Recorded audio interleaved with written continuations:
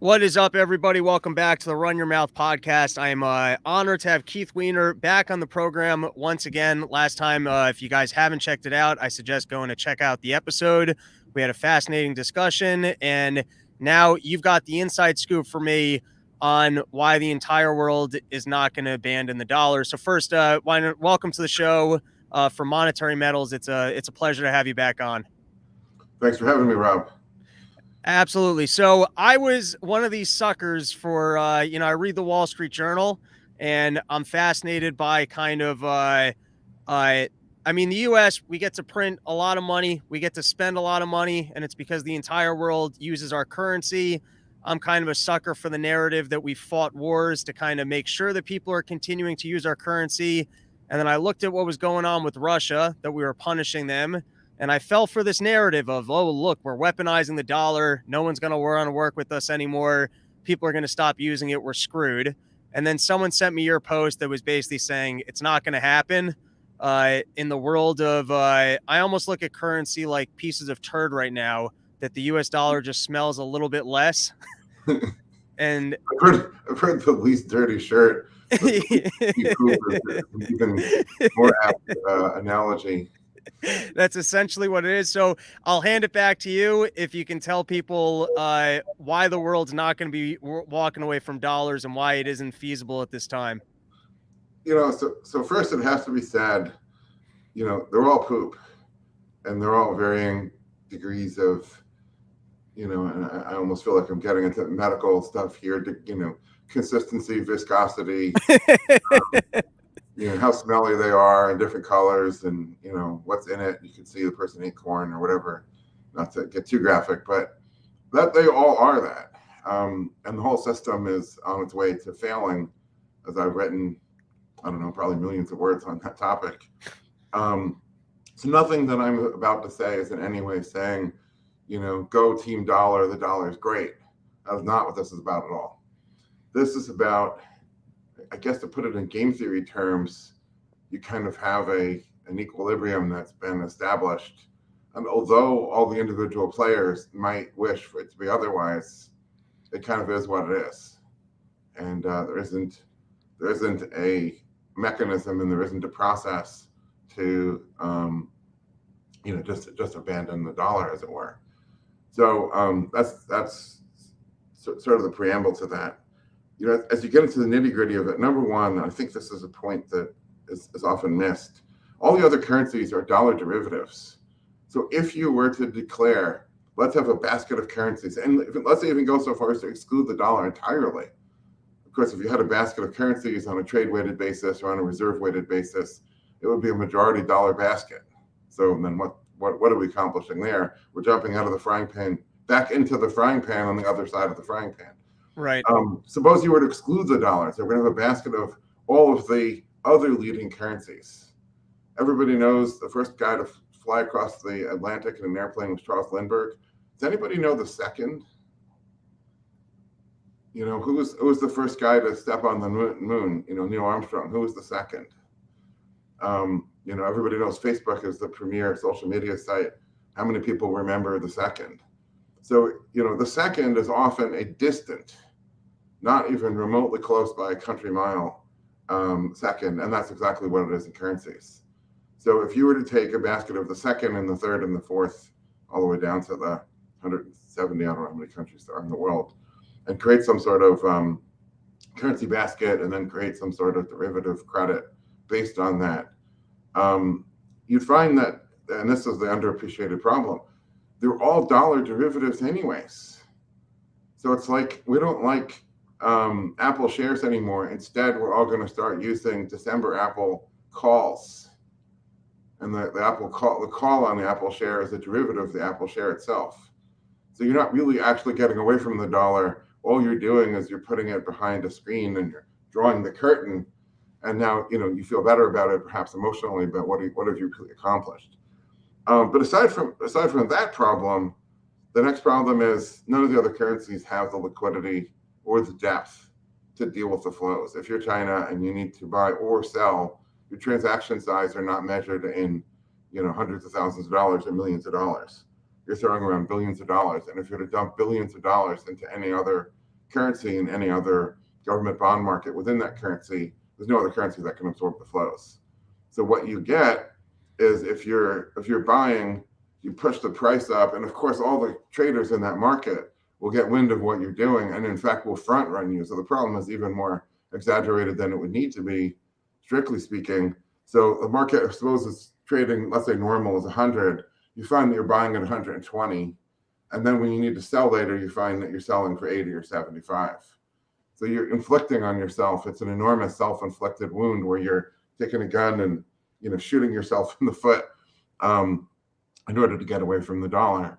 So there are a lot of dynamics like this that it just doesn't work to just say we're going to abandon the dollar. The system is cemented in place. It is what it is. The dollar has enormous network effects. Probably the best poster child for network effect is eBay. If you want to buy Cabbage Patch doll for your kid, you go to eBay. Why? Because that's where all the sellers of Cabbage Patch dolls are. If you want to sell a Cabbage Patch doll when your kid is done with it, you go to eBay because that's where all the buyers are. Once that's cemented in place, what would have to happen for eBay to somehow be displaced? It can't be done.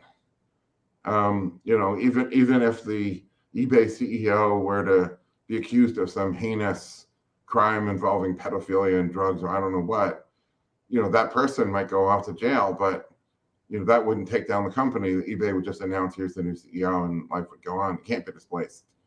And I think it's the same thing with the dollar. So we have a situation that is nobody likes it. If you travel around the rest of the world, this is absolutely true. Everybody is full of complaints about how the dollar, well, it's kind of funny. It's a love-hate relationship. For their personal decision-making, it's dollars. We talk to pension funds in Southeast Asia and their balance sheets are denominated in dollars. So everyone's using the dollar. Everyone prefers the dollar. Everybody of any degree of wealth in China so they have capital controls in China, which means it's illegal to dump your yuan and get dollars outside of China. When you break the law in China, terrible, terrible things can happen to you. You can be disappeared. There's no Geneva Convention there. I mean, bad things can happen. They're risking their lives to do it, and they all do, to evade the capital controls and dump their yuan and buy dollars. So in a certain sense, they hate the dollar, but in a certain sense, everybody, when it comes to their own personal money, is choosing the dollar because of liquidity, because it's universally recognized and accepted, because it's the least stinky poop, the least untrustworthy, counterfeit credit in the world, and so on. But there's certainly a lot of resentment against America for the dollar system and what it does to them, and yet it's cemented in place, and nobody's in a position to bust it loose. So it's such an interesting phenomenon because we certainly are abusing the privilege. So you have that there's a network effect. Everyone's using the dollar. It's almost like we're the banker if you were playing Monopoly and that guy is consistently stealing money, but you're like, we're just kind of too lazy to establish another banker. Now, obviously, there's more friction in this world currency game of creating a new banker. But it is odd that, amongst all the world powers, I guess everyone has enough skin in the game of keeping the dollar alive that they all kind of just allow us to overprint and overspend and, devalue the asset because everyone just kind of recognizes, oh, we're stuck with this thing. Now, do you see, what would need to happen that other countries actually said, all right, it's enough of this? Like, could that ever happen? Or is it just so established and this network effect is so established, there's just no pathway to it? Yeah, there's no pathway. It's not a matter of saying I don't like it.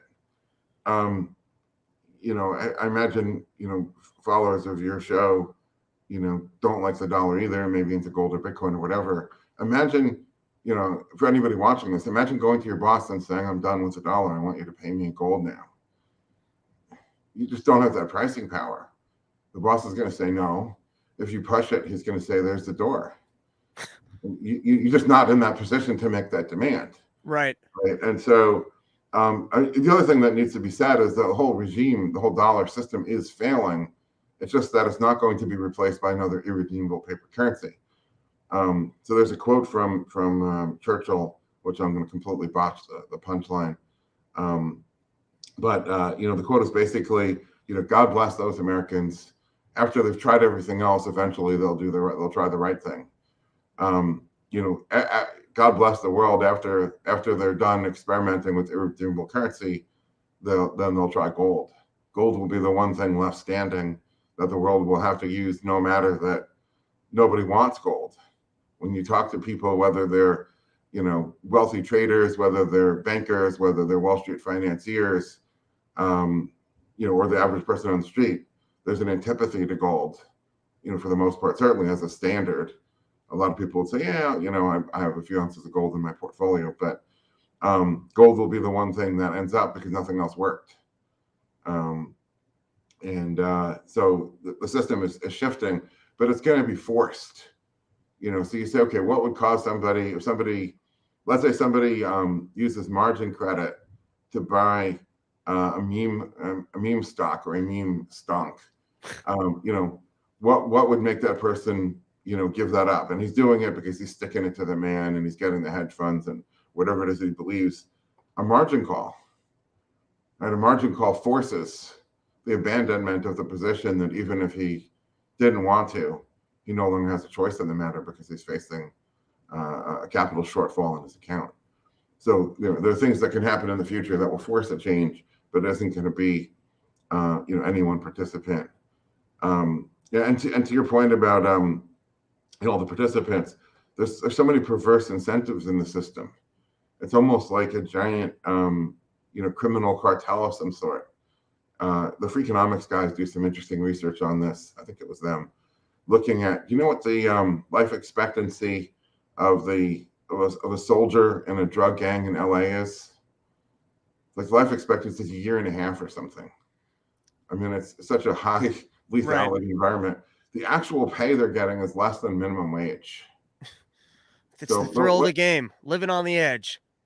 But what keeps that gang stable? What keeps the kids coming into it? And the guy at the top is making billions of dollars, or certainly hundreds of millions, but it's a giant pyramid, and the people even not too far down are really not making a lot of money. But there's a lot of dynamics of what keeps it stable, even though it's a terrible deal for all the people who support the structure of that pyramid. And that's kind of what the dollar is. It's a lousy deal, but everybody in the world in their respective positions, is benefiting. They understand the order number one, and they're benefiting in some way from it personally. And so, it continues. And it continues long past where everybody would want it to. So I do have a question in the chat, which I think is on point for this conversation. So I'll read it to you. It's from Omega Supreme with Cheese. When you have India buying direct from Russia, China buying from Saudi and yuan, you have half the world's population moving against the dollar. So is this actually feasible that, slowly these markets are being created that are not being financed in dollars, that people start storing more of other currencies, or is that just we're not talking about that big of an impact, or it's not really going to happen? So I would not say that the use of another currency as a medium of exchange is a move against the dollar. As a reserve refers to a balance sheet. It's what is being held on the asset side of the balance sheet. So the question is, if yuan is being used in trade between two other countries, do either of those countries actually prefer to hold that currency, long before the transaction and long after the transaction? So all the currencies are fungible. You go to the market and you trade whether it's your Indian rupee, well, now not Russian ruble, obviously is locked out of the system, but you trade that yuan, you trade that euro, you trade that rupee, you trade that Brazilian real, whatever currency you can name, you can trade it in a millisecond. So if your policy is to hold dollars, but now you're getting oil. So when Russia is selling oil to India, they're selling at a discount of about $20 a barrel right now. So it's another good example of there's not the pricing power that a lot of people assume that there is.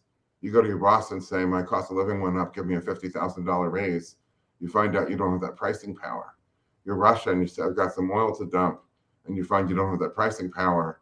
There's sanctions, there's a lot of other reasons. And India is saying, okay, we'll take it, but only if you give us a discount.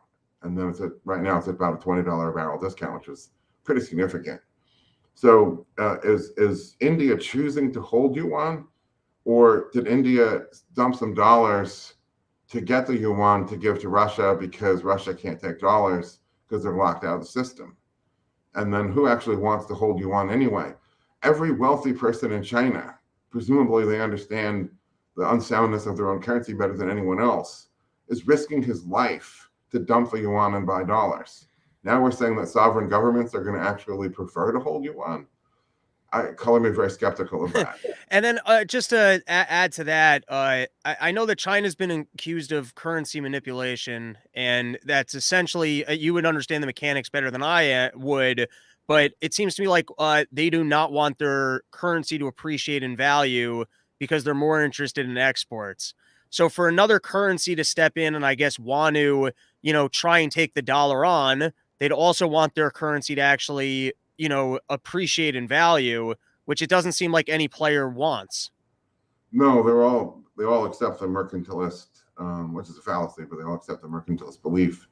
But I think in the case of China, given that every person of any wealth is risking his life to dump as much yuan as he can get through the capital controls, I think so. So China has capital controls, right? That means it doesn't trade freely. Is that the same thing as manipulation? I'll leave that question unanswered for now. But if they were to open up their capital account and allow free buying and selling of their currency, I think the great fear, and with very good reason, is that it would absolutely collapse. It would be an utter wipeout of the yuan if they were to allow all their citizens who want to dump it to dump it. So maybe the official story is they're worried it would appreciate too much. That makes it look better than it really is. And of course, that's what socialist countries have always done. They've always put a good face on it. I don't know where the currency would be, but I suspect it would be a lot lower than it is if they allowed their own citizens to sell. All right. And so let's move into the next part of this conversation, which is people are looking at all the money that's been printed over the last couple of years and going, hey, this is why prices are going up. I don't know why. Has half of my face frozen on your side? I feel like Yes, Two-Face over here. All right. I don't know why that is, but what are you going to do? Not a tech person. All right. So a lot of people, including myself, I look at all the money the Fed has printed, all the money that they've put into the system and spent, and I go, obviously prices are going up. You take a different approach, and there's certainly kind of multiple layers here to your approach, but in the article that you put out, and I do recommend, I'll link it into the episode description, I do think that it is a worthwhile read. You point to some of the other dynamics that are pushing up pricing at this time. So I'll hand it back to you so maybe you can educate the listeners on some of the other, things that are going on in the marketplace that are driving up your prices. So obviously you have war in Ukraine. Ukraine is, I think, one of the biggest producers of wheat.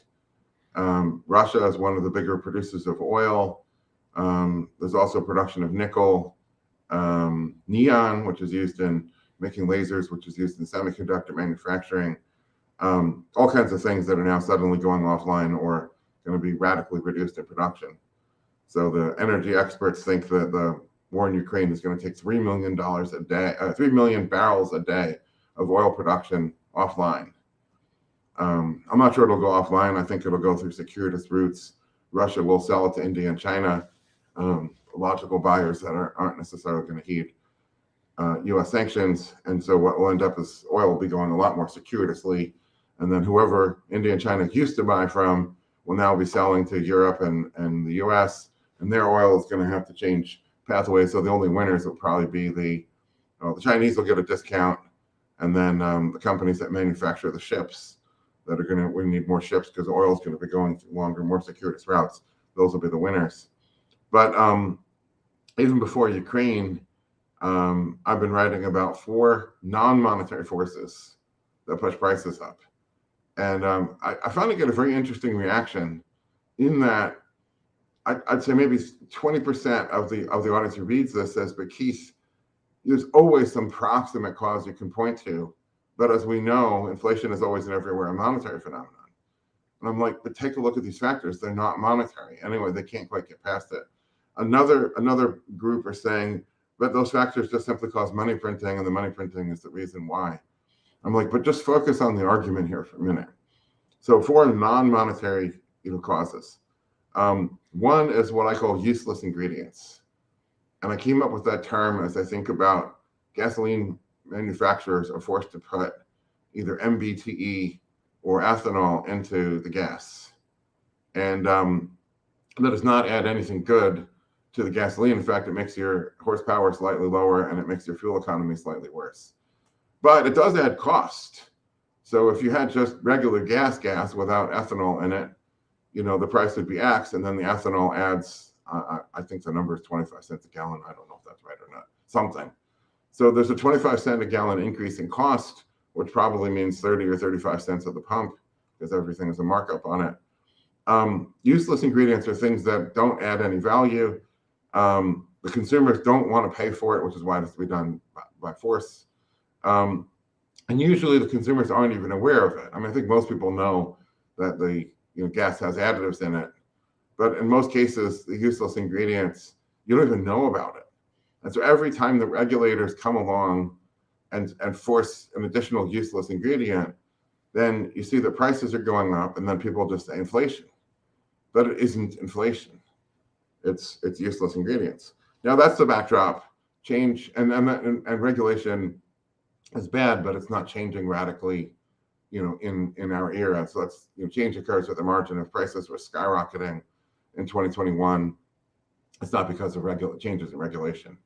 Number two is green energy restrictions. So you could call that regulation, but I break it out into a separate category because there's some important things going on there.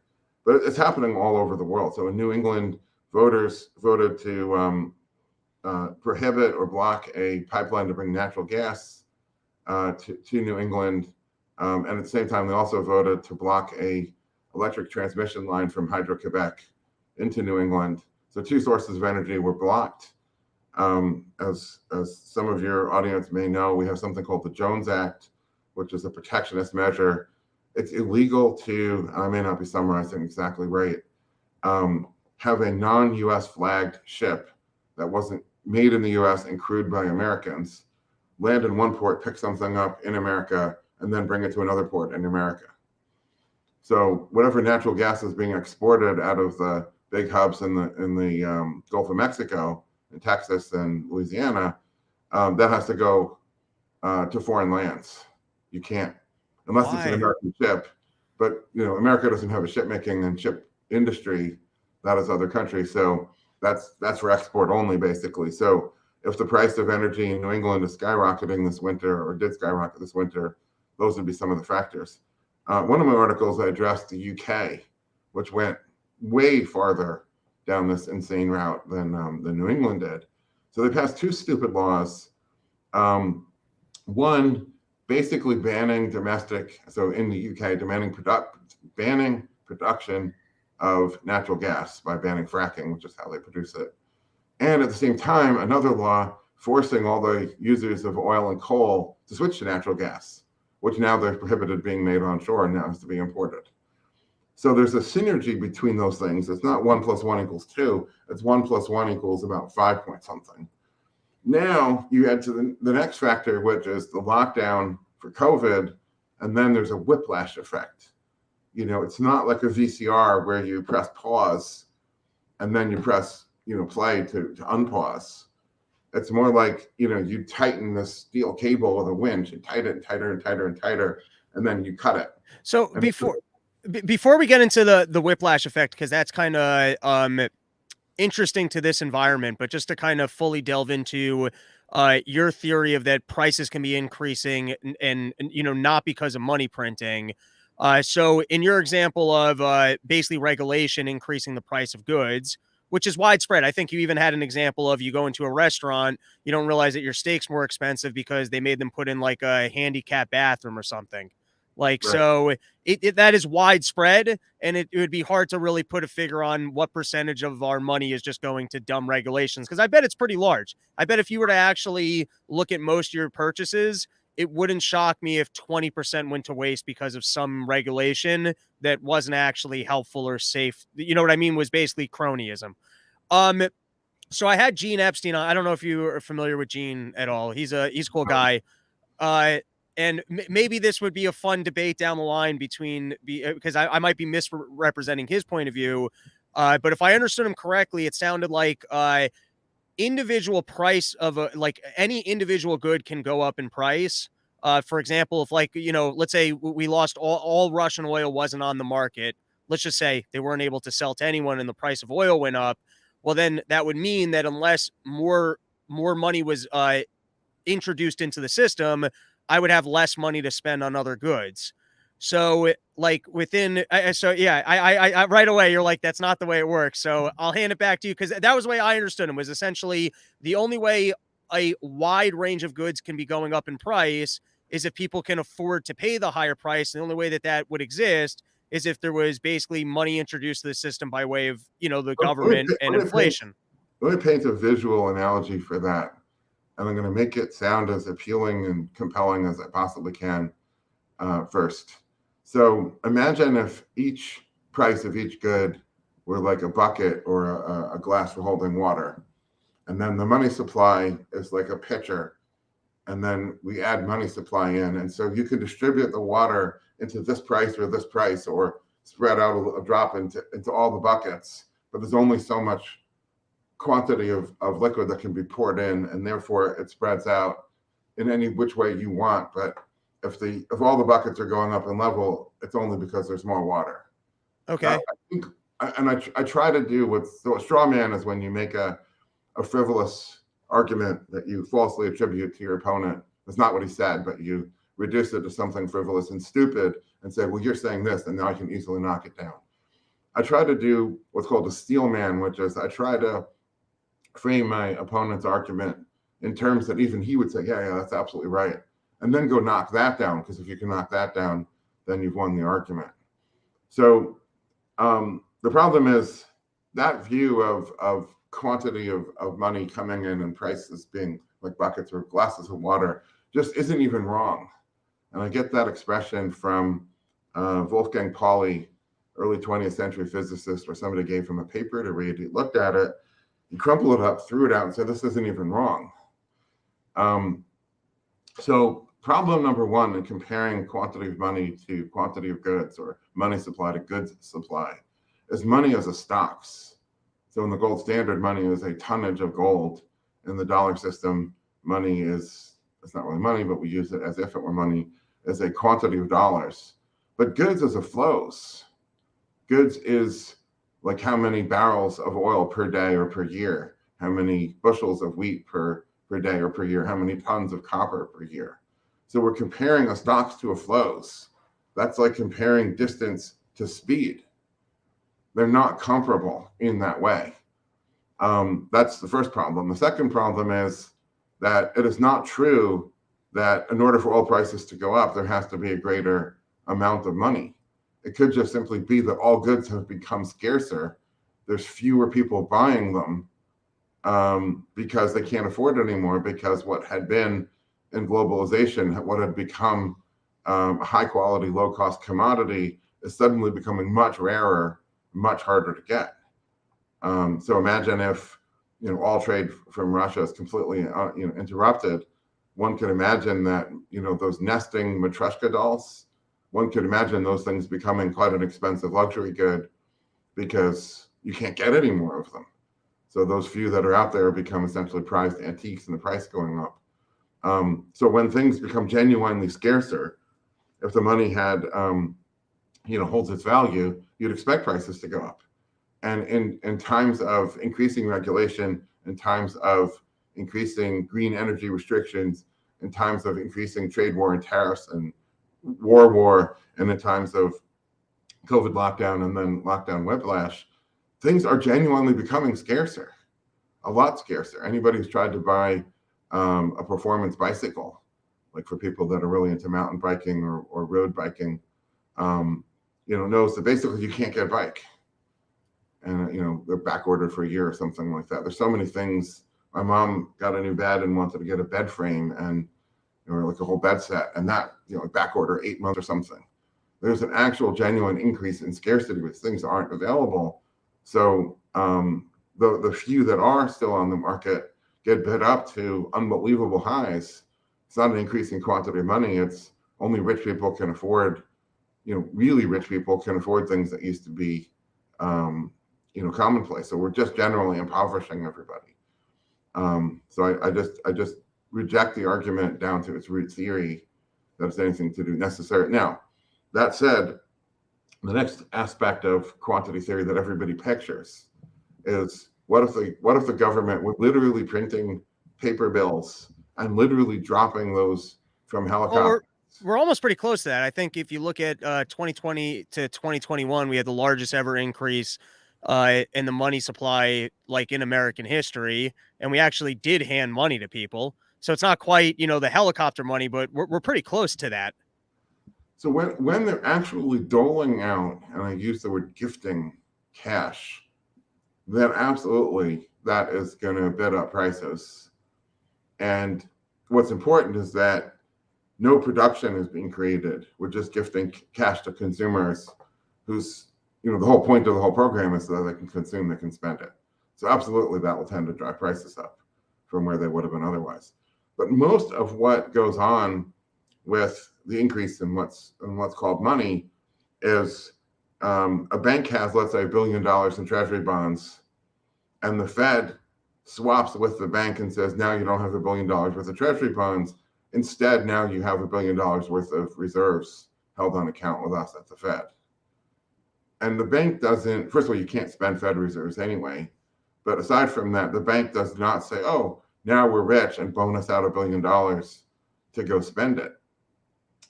When credit generally expands in the economy, it is borrowing, not gifting.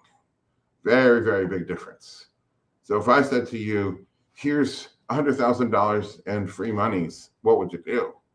You might have a car, a motorcycle, go to Las Vegas. I don't know what you would do with it. If I said, I'll give you a loan backed by everything you own in your life is going to be the collateral, and I want to see a business plan of what you're going to do with that loan, then you're going to say, well, I'm going to spend on advertising and hire 2 marketing people, and I'm going to start to build my business. The money is spent in a very different way. So what the mechanism is in our economy generally for this credit expansion for the last 40 years is the interest rate ticks down, and every marginal business who has pretty close to a business case to borrow more to expand production, but not quite. Then they lower the interest rate, and now suddenly the business case clicks into, it works. And then they borrow the money. And so every hamburger chain that's close to borrowing money, but not quite at 4%, the interest rate ticks down to 3.9%. And suddenly their spreadsheet goes green at the bottom and say, okay, now we're going to borrow $1 million and add another store in every metropolitan area. Doesn't so just to really simplify this, and you can tell me if I have it wrong, but when the government makes more funds available, it also leads to an increase in supply, because while people are going out to buy more goods, the producers also have more money available to invest in, their factors of production and make more supply available. So you end up with, prices are not going to go up because there's the increase in money supply works in tandem with the lower interest rate. So you end up with a higher supply of goods to match the higher demand. Well, I agree with what you said on the supply side, but the increase in money supply isn't through printing and gifting free dollar bills to consumers. So okay, I see what you're saying, because you're saying if you have helicopter money, then you agree that there would be inflation. If it's just a loose monetary policy, then that gets that doesn't just go to consumers who are spending; it actually goes to suppliers who will increase supply. it goes to it's borrowed, not gifted. Right. Okay. The borrowers, and obviously consumers are borrowing too, but a consumer who borrows, now that he has the debt, it changes his behaviors also. And that is, it makes him more reluctant to spend. He has to have an increased cash balance as a reserve. You start out your career, at least when I started mine at 21, hopefully debt-free or pretty close to debt-free. So you didn't necessarily need a huge cash buffer. You start to accumulate, you have car debt, some credit card debt, house debt, and whatever. And, prudence just simply demands you have a big cash buffer. So just, even the people that did get free money to spend changes their behavior a bit. But the mechanism of the falling interest rate, that's how this is driven. And the falling interest rate is an increase of borrowing, and largely, borrowing by, not individuals, but by corporations and institutions. And then it goes into increased supply. So what you get is falling margins, falling return on capital. And if you and all your competitors borrow to build more hamburger stores, then unless everybody wants to eat more hamburgers, you just get a slack at the market where all the hamburger stores are half empty all the time, which is exactly the mode that we've been in for decades. Restaurants not generally crowded after 2008. Even here in Phoenix, there's a huge difference between, high season, which is like after Thanksgiving to before Easter is the good time of year here. And then before 2008, during that time, you needed a reservation in almost any restaurant, even the mediocre ones. Post that, almost never until the post-COVID environment, and it changed. So you're right. In COVID, there was a lot of gifting of free monies that obviously had an effect. And the whole point was, we're not going to let you work. We're going to force you to be idle and unproductive, but we're going to give you just as much purchasing power as you had before. Sure, absolutely.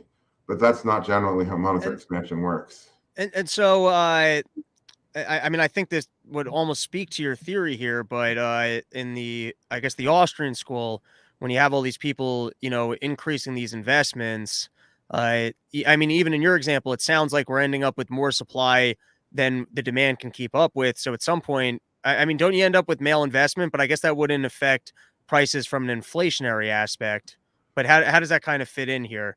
It's a huge male investment, and all the companies, especially the ones who borrowed at higher interest rates earlier, right? So you borrow at 6% and you think you're pretty clever, and you're putting the squeeze on the guy that borrowed at 7% because you have the same business but a lower cost.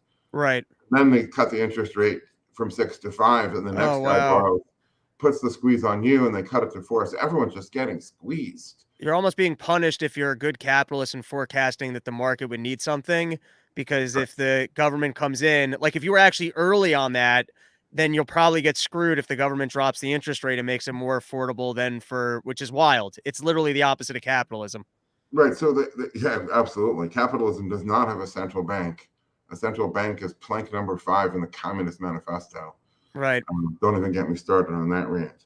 But so yeah, it is malinvestment. All these companies are struggling to service their debts, and the conventional theory, holds that you lower the interest rate and ease their burden, but actually you just increase their burden even more. So yeah, they're servicing that debt payment, but it becomes harder and harder to make the revenues to make the profits. I should say, you don't pay interest expense out of gross revenues, you pay it out of net profits.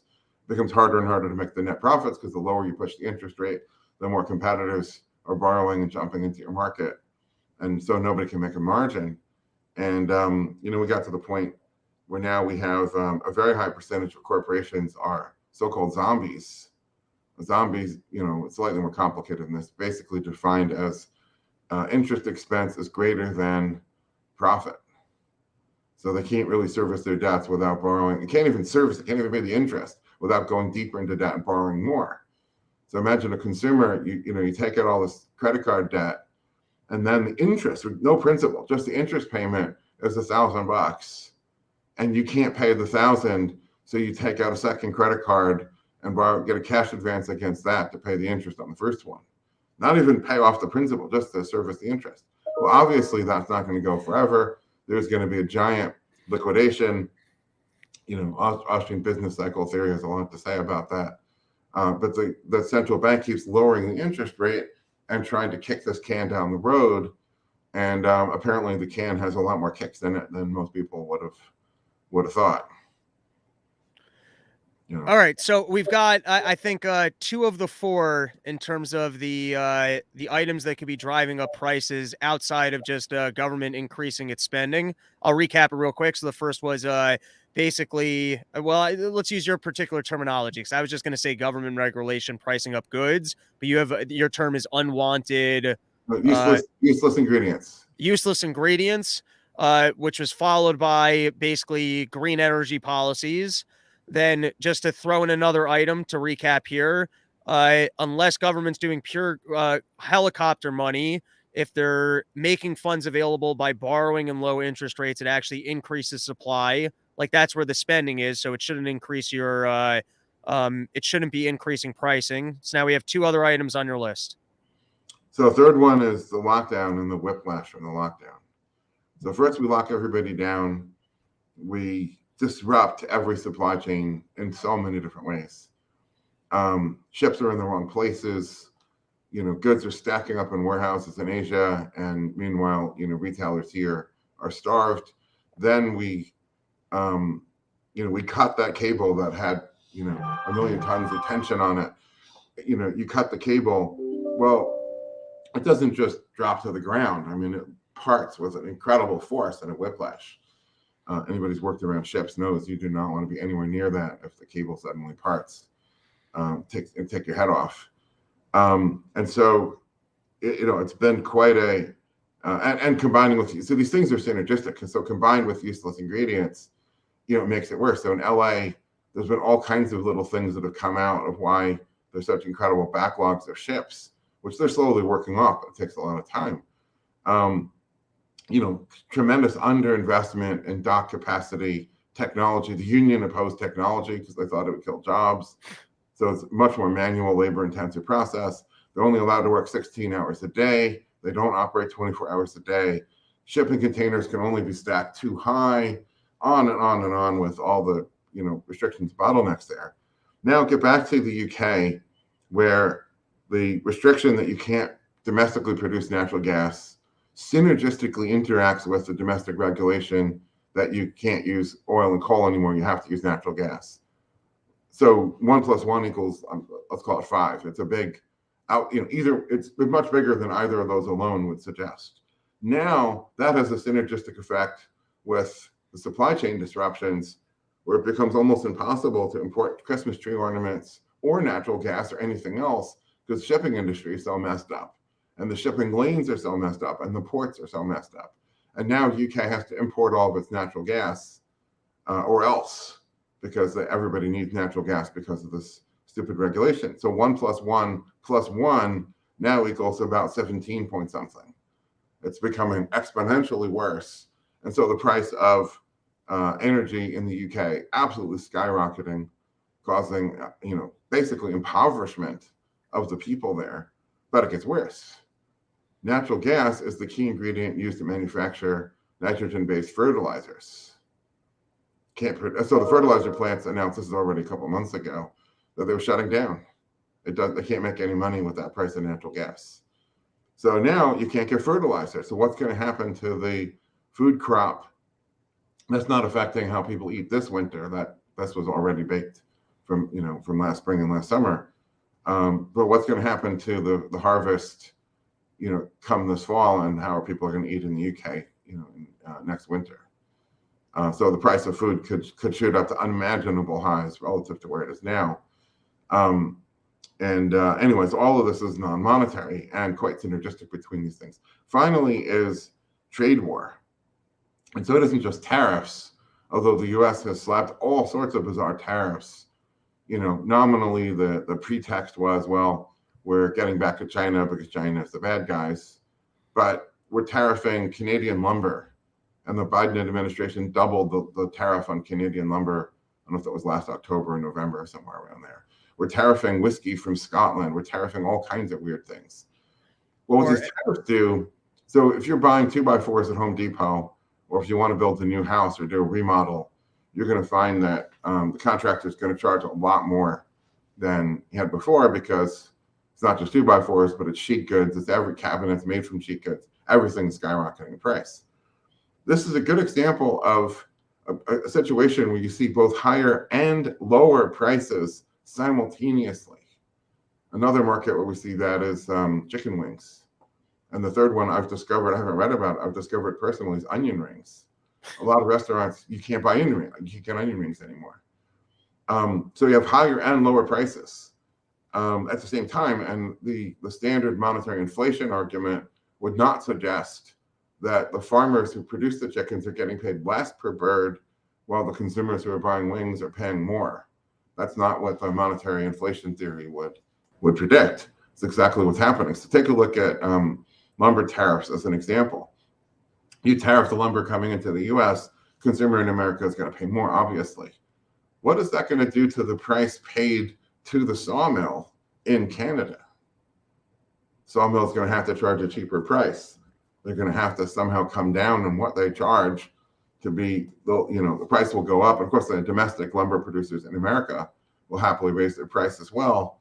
And the Canadian producers of lumber will have to come down so that their price plus the tariff roughly matches the price of the domestic lumber supplier, which means that the sawmill is being paid less, which means the logger has to get paid less, and the landowner whose timber is being harvested has to get paid less. So you got a bunch of people in Canada on the other end of the supply chain who are getting squeezed, who are making less per board or per log or whatever the metric may be at that level, and the consumer's paying more at the same time. So all of this equates to relentlessly higher prices, which everybody assumes is monetary in nature, and very much isn't. So then what's the recommendation? Well, we want the Fed to hike interest rates.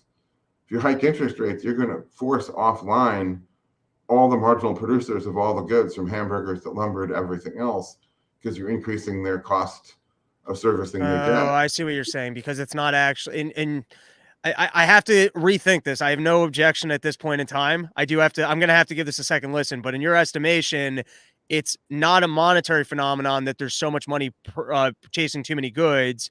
It's regulation and supply line issues. So if we start forcing out producers because they can't service their debt, you're going to actually be removing more supply and driving up cost. You're going to actually be driving up prices. Yeah. So the final point I'll put on the end of that is from 1947, basically right after World War II, to 1981, we had a rising interest rate and consistently rising prices. So it's just this curious thing that if hiking the interest rate was somehow going to get inflation under control, well, the more they hiked, the more rapidly. So the worst inflation was in the 1970s, when interest rates were really going bananas. So if hiking interest rates was the cure, the entire period. Was that a catch up though? Was there like a catch up period that it just didn't, or? Well, there's, you can make excuses for it, which right. That's what I basically think that is. But you had a period of 34 years of rising rates and rising interest. And in my theory, those are not just an accident. Those are not only correlated, there's causality, there's mutual positive feedback loops, and a ratchet effect.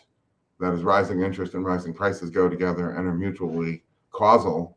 And post 1981, we've had, if not falling prices because of all these non-monetary factors, we've had at least soft prices, falling margins, and certain prices absolutely have fallen. So I'm going to leave aside electronics and technology, which everyone knows the prices have fallen like 100,000 times. It's absolutely ridiculous. This thing is a supercomputer, and a supercomputer used to go for many millions of dollars. That thing has a lot more power than a Cray did in the 1980s or 1990s. Just take Levi's 501 jeans.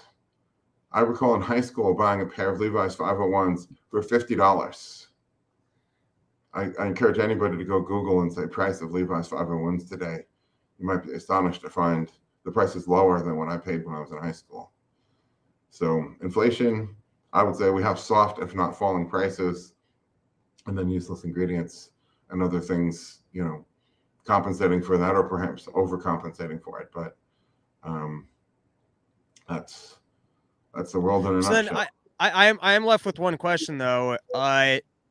If we've got falling prices and the money that government makes available actually increases supply, so I understand that we've already kind of mentioned that you will get male investment, but it sounds like to some degree this is a working formula, that if the Fed is making, funds available to increase supply, or they're keeping interest rates low, then we'll actually, in a sense, consumers benefit because prices are coming down because there's more supply. It almost sounds like there maybe it's kind of that regular. faulty regulation argument that maybe they're too aggressive, and so you end up with too much male investment. But it sounds like to some degree, it's a working system.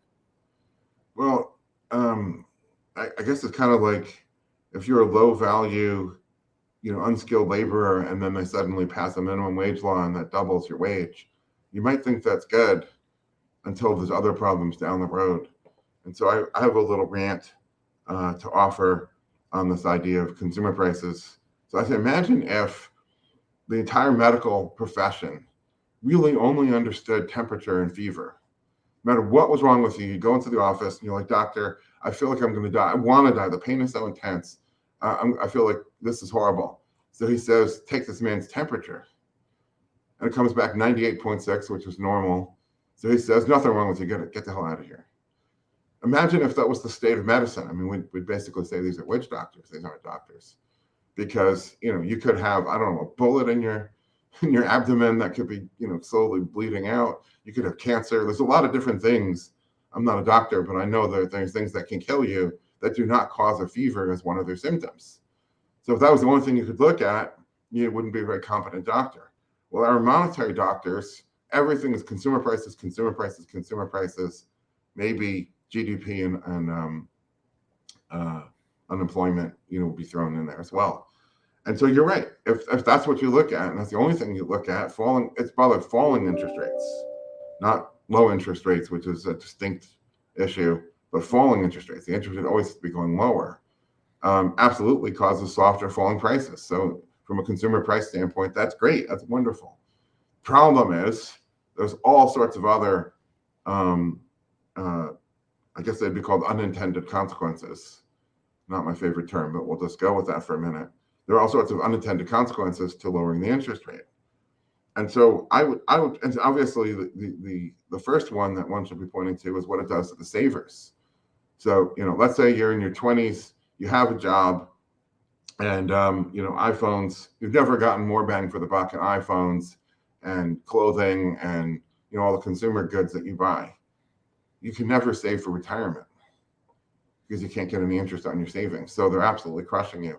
So I would say that what too low interest rates does is it feeds the savers to the consumers through the producers. So the savers are being fed to the consumers, and in the sense of eating them alive. And so that would seem to be great for the consumers until you realize that, to be a consumer, you're also a producer yourself, and you're also a saver. And so it's destroying your ability to save. It's saying, live for the here and now with no thought, in fact, no way to plan for the future. Is that really a healthy thing? So it's created you've heard of the prodigal son. It's created a prodigal society. There's a quote from Keynes that I talk about a lot, where most of the gold people would know the first part, where he says there's no surer way to overthrow the capitalist order, which means overthrow civilization. When you have a pure and perfect communism like North Korea, that isn't really civilization anymore. That's just about near-death experience for anybody who's forced to suffer under that. There's no surer way to overthrow the capitalist order than by debauching the money, blah, blah, blah, blah, blah, blah, blah. He goes on and on. And at the end, he says, and it does so by engaging the hidden forces of economics, which means incentives, in favor of destruction, and not one in a million can diagnose, how their world is being destroyed. And most people assume he means rising consumer prices. Everybody talks about inflation all the time right now. I'm old enough to remember the late 70s as a kid. Everybody talked about inflation every day. It was on the nightly news 5 days a week. So either Keynes was stupid and thought nobody would notice if consumer prices are going up at 15% a year, or he meant something else. And I think what he meant was, and he talks about driving the interest rate down to zero as the ideal policy. The process of driving the interest rate down to zero is going to make soft consumer prices, or falling. I don't think he would have necessarily predicted the rise of this incredible regulatory state, back in his day. So he predicted falling consumer prices and rising asset prices, which means endless bull markets. Who could complain about if the stock market's going up? People pointed that as evidence the economy is good. So he's going to have good economy. Everyone's profiting from the rising asset prices. Consumer prices are, soft or actually falling. And this is his plan for destroying our world. So I think he was a genius. I mean, evil, but I think he was a genius and able to see this, and his critics generally don't. So yeah, it does result in good for the consumer, but at what a terrible, terrible price. I guess it's like getting a job promotion, but you sold your soul to the devil. All Is right. that really a good? Is Faust really making a smart bargain? So we're kind of we're at an interesting point here in this conversation because we're looking at our currency and we're going, hey, it's going to be okay. We're looking at the ability of the dollar to, I guess, still finance its debt. We're going, they're going to be all right. We're looking at inflation and we're saying, hey, it's actually more issues in the supply lines, and yet we're still taking the perspective that I guess we're not really within a working system and that you have a solution, which is kind of switching us over to gold. So I'll hand it back to you if you could tell me kind of, even within the framework of what we outlined, that the dollar is going to be okay and inflation's not, even though you just told us a couple unintended consequences, but maybe you can give us the bigger picture of what is so flawed or what might collapse in this system and what you're building with the interest bearing, your ability to lend in gold with interest, which I'll allow you to explain. I'm sure I don't have that 100% right, and how that's a potential solution. So just to clarify one minor point, I'm not necessarily saying the dollar is fine. I'm saying that none of the other stinkier poops can replace the dollar poop. At least at the moment, or like, right. So, but gold inevitably will, one way or the other. So the key to gold, I mean, any currency ultimately, is you have to be able to finance production. It's all well and good to say I bought Bitcoin at 1,000, it went up to 40,000, I sold it. Now I can buy all these consumer goods, but those consumer goods have to be financed. If there's no such thing as finance, if nobody can lend and nobody can borrow, you're back to a dark ages level of subsistence where you have a tiny little village and half a dozen family farms around it, and everybody's subsisting literally. And then if you have a bad year, there are people who drop dead of malnutrition. Like that's the level, and you have one blacksmith and one cooper and one cobbler for the village. You have to be able to finance production, which means borrowing and lending. So there has to be a way to borrow and lend. And in the case of the gold standard, there's no circulation of gold unless there's an interest rate. So without interest, what do people do? They buy the gold and then they hide it somewhere. It disappears under the mattress, under the floorboards, into the safe, hidden in the sock drawer. People put it in their freezers. They put it all sorts of different places. Some of them bring it to professional depositories, but it doesn't circulate. It's a dry asset sitting on a shelf, gathering dust. People sell it when the price goes down or the price goes up, or there's a change in, circumstances. The old man dies, the kids inherit it.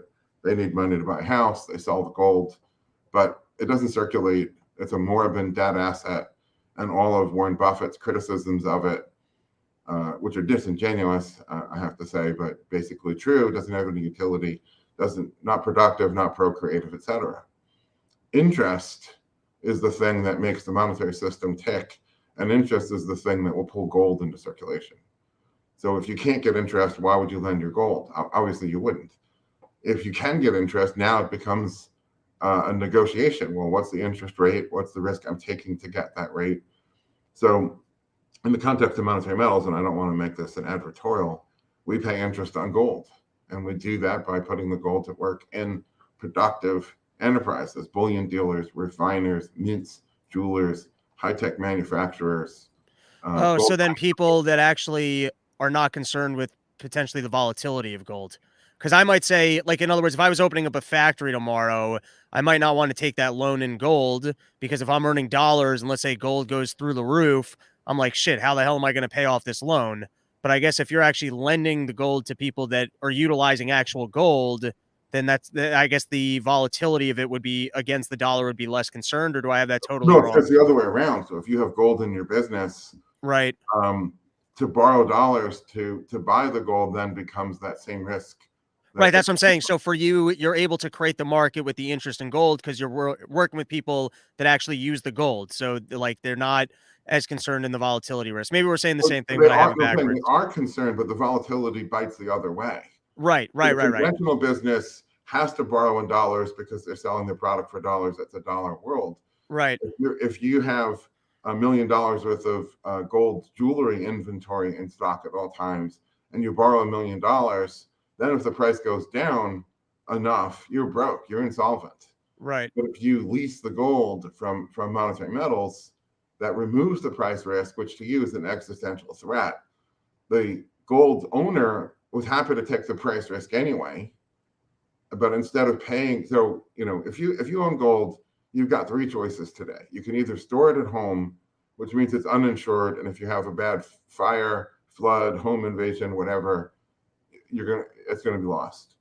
You can put it in a professional vault or depository.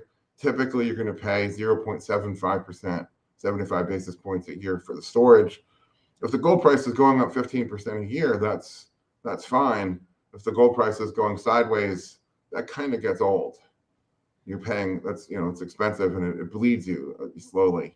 Or you can put it in monetary metals where there's no storage costs, and instead you're getting 2 or 3% interest on the positive side, and so you're increasing the amount of gold that you have. And usually the one thing that gold people want more than their gold is to have more gold. So right. it's a pretty simple proposition. But what we're doing, it's not some sort of financialized play where we go to the futures market and do some sort of arbitrage trickiness, sell your gold and buy gold future and whatever. No. This is a physical leasing program where there's a jeweler, there's a high-tech manufacturer that has the gold on premises. We can go and we have the can go on premises, scrape all the gold, put it on a scale, and it would weigh greater than the lease amount. But we're doing something productive with it. We're doing something to help the gold industry with it. And we're generating return. And this is the first baby steps towards the gold standard, which I define as when a gold standard is when anybody who wants to can deposit their gold and earn interest on their gold in gold. Then that's a working gold standard. And this is the first step. We have great expansion plans for all the other things we want to do.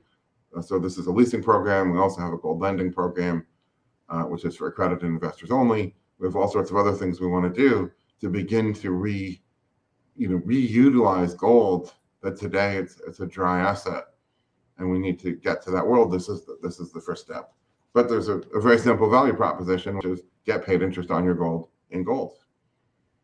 All right. This was, we're a little bit over the hour mark, so I don't want to hold you too much during the workday. Thank you so much for coming on. This was absolutely fascinating. I learned a lot. I'm going to have to give some, I'm going to have to re-listen and also reread some of your pieces to more wrap my head around the take on inflation as not as kind of opposite of really everything I've learned. So I just got to give that one a little bit more thought, let it settle in.